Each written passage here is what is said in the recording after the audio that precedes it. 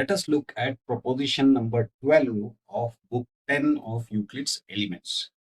The proposition says magnitudes commensurable with the same magnitude are also commensurable with one another. So here, given magnitudes A and B, commensurable with magnitude C.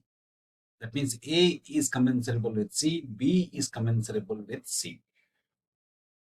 And what the proposition is saying is, if that is the case, A and B will also be commensurable with one another.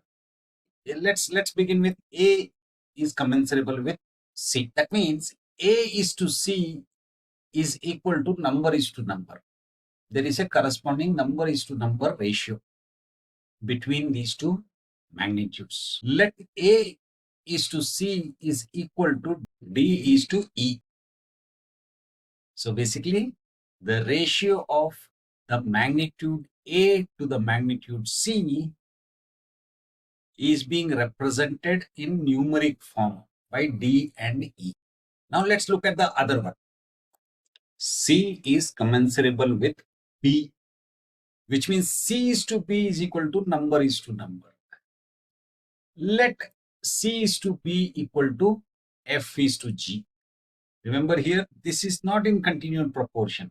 You want it in continued proportion, right? Here, the ratio between D and E is not equal to the ratio between F and G. So we know how to take care of that. Take the numbers H, K, L in the ratio D is to E and F is to G in continued ratio. So basically what we have done is, remember D is to E we have, F is to G we have.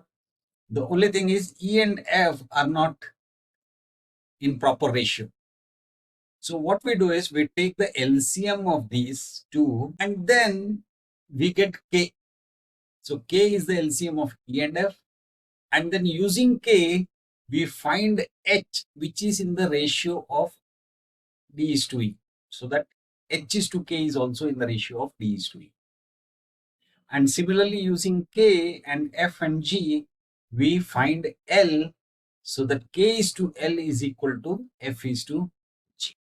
So now we have D is to E is equal to H is to K and F is to G is equal to K is to L. Remember, A is to C is equal to D is to E and D is to E is equal to H is to K.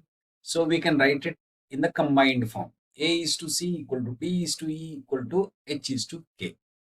Similarly, C is to B is equal to F is to G equal to K is to L. So which means A is to C is equal to H is to K and C is to B is equal to K is to L, right? Now here left hand sides, if you see, A is to C, C is to B.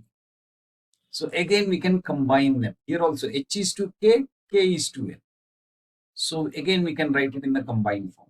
A is to C is to B is equal to H is to K is to L. Now X equally we can say A is to B is equal to H is to L. So A is to B is equal to number is to number. Remember, H and L are numbers.